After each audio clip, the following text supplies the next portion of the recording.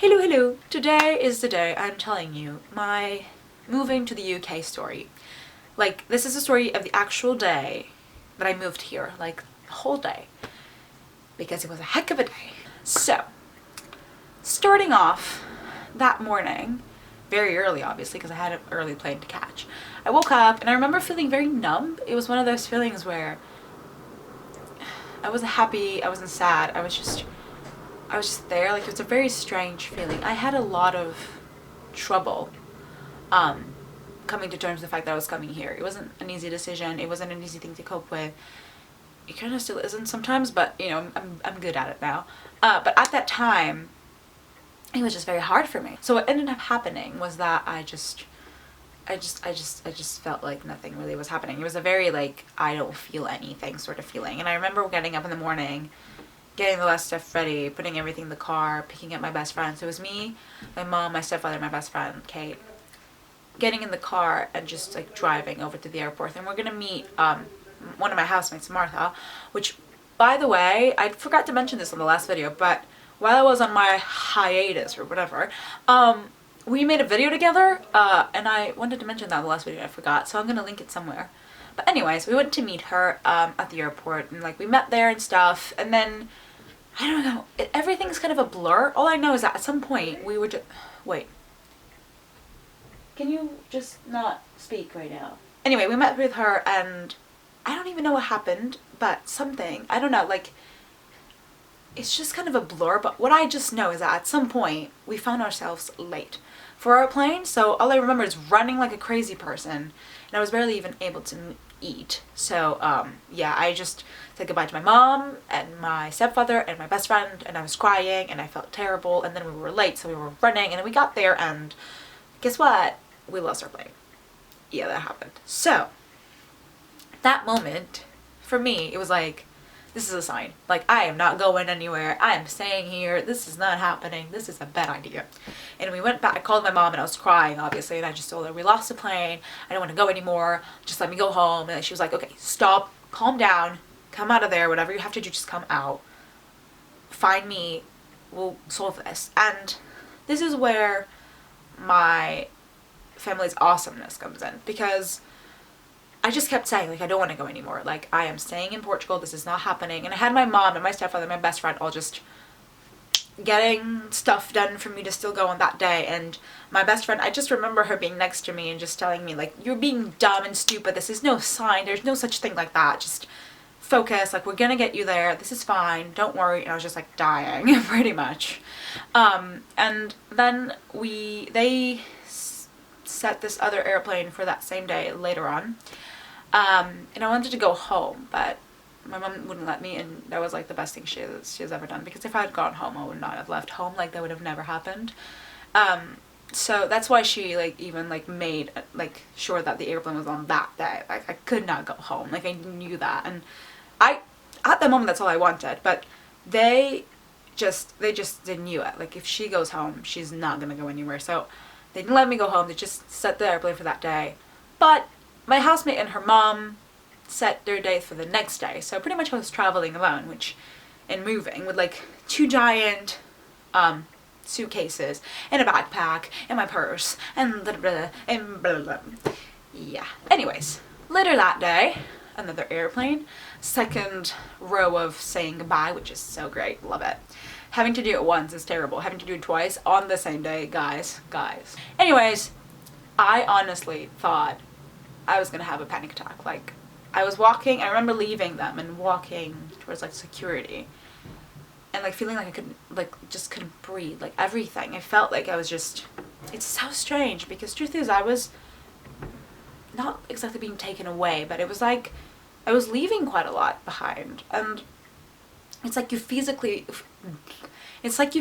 feel it. Like, I remember this, like, just feeling this force pulling me back and just having this thing in my chest that just wouldn't let me breathe. It was such a terrible feeling, guys. It was so bad. And then at some point I remember seeing security like far away, and in that moment I don't know what the hell happened, but I snapped. Like, I had this thing, like, it was just this thing that just happened. I just snapped and I stopped crying. Like, Just like that. Like, it just stopped. And then I just took my stuff to security, put it there. I remember taking my laptop out, letting everything go, putting everything back, going into, like, the waiting room, and then the bus, and then the airplane, and then just sitting, and the airplane was off, and there I was. Like, it was really strange. I had this sort of click. It just happened. Like, I don't know how I did it. Like, I don't know how I stopped crying and how I got through that. I don't know. It just happened. And then I arrived here at the airport, and I went to pick up my bags, and beauty of the day, they were broken. Like, the biggest one had most of the handles completely broken. I couldn't even grab it out of the little mat or whatever that goes around the bags, you know what I mean. That one, this man had to come and help me because I couldn't get it out. And then the other one was open. Oh, gladly nothing was like gone or anything, but it was open. I couldn't close it, and I also had to get help to get it out of the mat. And then I didn't know what to do. I had these two ginormous bags. I'm like a 160 centimeter person, okay? Like, I'm pretty short, and I'm very, like, tiny, and I didn't know what to do with these two giant bags that were broken in front of me, and I was like, what's happening? And I remember calling my mom and being like, okay, so this is happening. I don't know what to do. And she was like, okay, get one of the little carts and, like, you know, ask someone what you do. So I went and, like, dragged my bags next to the carts, and then I just realized I had just gotten to the UK. I had no coins on me at all. And I was like, this is just great. And then it's one of those moments when you realize that the world's actually not as bad as you think. This random guy out of nowhere just came up to me and gave me a pound. Yeah, gave me a pound and just went, use it for the cart. And I didn't know what to say. I said thank you. I know that. I said thank you, but I was just like, why are you doing that? He was just like, it's okay, don't worry, just get yourself sorted. And he just left. Like, I don't even remember his face, but whoever you are, stranger, thank you. Like, that was awesome. That was the first act of kindness I felt in this new country, in this new place. And till this day, it's just one of those things where I'm like, I don't know. I don't even know how the hell that happened, but it did. Anyway, got the stuff on the cart, and I'm going to make my way into, and I see the sign. It says bag something, or I know it spoke about bag, and I was like, okay, that's where I gotta go. I started trying to move the cart, and it doesn't really move. So I had pretty much like some cart with some bad thing on it. I don't know. It was just not in a good condition, and I was like, so this is great. And I just gave up trying to do things alone, guys. I was like, okay, no, this is just not working. So I just went up to a security guard or whatever he was, and I just went, sorry, this is happening. I can't move. I don't know what to do. Please help me. And he was like, okay. So he just came with me. He took the pound out of that one and put in another one, put my bags there, la la la, took me to where I had to be, and just put me on the line. I was like, thank you. And so he just left. And then I went to there on the line for freaking hours, because there were only like 2 people in front of me, but it just took forever. Whatever they had, like, it just took forever. Like, anyways, got my, my turn or whatever. He just, I don't even know, guys. He was like, oh yeah, well, I feel like if you fill in some papers, they can, like, sort of refund you or this or that for, like, the bags. And I was like, look, I have a 3-hour journey to where I'm supposed to be. How am I supposed to get these things there? Have you seen me right now? And then actually, they managed to close the other one somehow. But the other one with the handles, like, everything was broken. Like, I couldn't grab that bag at all. So I was like, how? And it was, like, ginormous. Like, guys, it was just ginormous, trust me. And I was just like, right, so how? And then he just kind of left me there. Like, his only solution was that they would either refund my bag or give me something for the same value or something. And I was like, this is not what I need. I need to get somewhere. Like, I have a 3-hour journey. How the hell am I going to get there with a bag that barely works? Like, I can't move it. But he didn't really seem to care that much. So I called my mom, and I was just like, okay, so I'm going to have to find a way of handling this. Anyways, I was supposed to get a train. Yeah, there were no more trains until like 9 p.m. or something, which would lead me to get to my destination at like 11 o'clock or something in the night. And I was like, that is so not happening. And it was like, I want to say 4 o'clock or 5 o'clock. Like, it wasn't even that late. But one thing that I've learned here in the UK is that they stop and close everything extremely early. So yeah, anyways. And then I went to check the buses, and there were no buses, and nothing was happening. And I was like, what am I gonna do?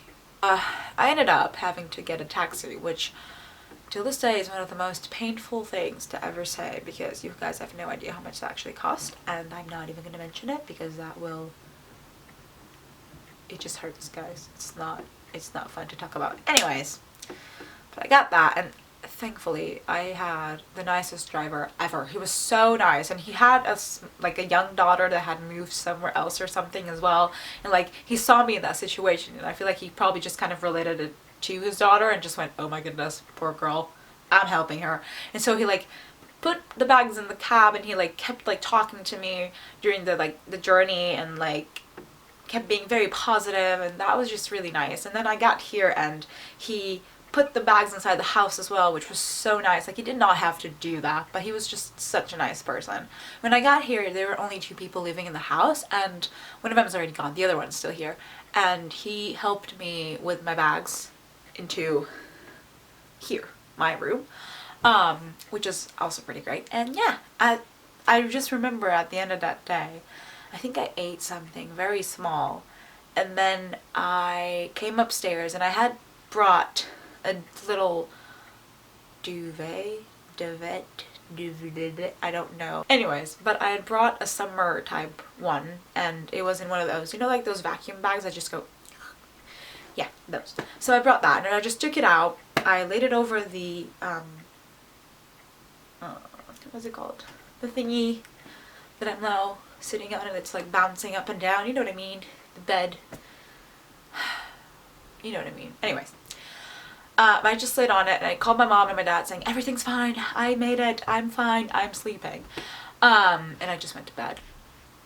And that was it, guys. It was literally the worst day of my life. I don't even know how I got through it. I thought that at some point I just thought, you know, I'm gonna have a breakdown, I'm gonna end up sleeping in the airport, something like that. Like, I did not know what to do. But I did it, like, somehow. And with these bits of help from unexpected people, which was just one of those things that now looking back at it, just, I don't know, it just makes me feel very heartwarming in a way. These people, like the guy who gave me the pound and the driver and everything, like, they didn't have to do anything. They could have just done their, like, the guy could have just passed by. The driver could have just done his job and just not cared, but they did. And that's just one of those things that just makes me think, you know, when you really do need it, someone will be there, whoever that is. Might be a complete stranger, but you will get some help and something will happen. So don't worry too much. And what that taught me, I feel like, is you have a lot more strength in you than you think, and you can do a lot more than you actually think you can. Like, I had never, like, thinking about it, I would have never thought I would have ever gotten through that alive. But I did. I'm here, and it happened, and it has made me stronger. It's one of those things when I feel like I can't do something and go back to that day, and I kind of just go, I did that. Like, somehow I did that. So I can get through a lot more. Like, that's, I can do it. Like, I thought I would have never been able to get through something like that, and I did. So, bottom line, you can do things that you don't think you can do. Like, you are much stronger and have a lot more in you than you think you do. So every time you think you can do something, that something is too much for you, think again, because it probably isn't. Anywho, I hope you guys enjoyed that little story, that horror story. Anyway, and yeah, I will be back soon with another video at some point. Yeah, and I will see you guys soon. So hearts, hugs, and kisses. Goodbye.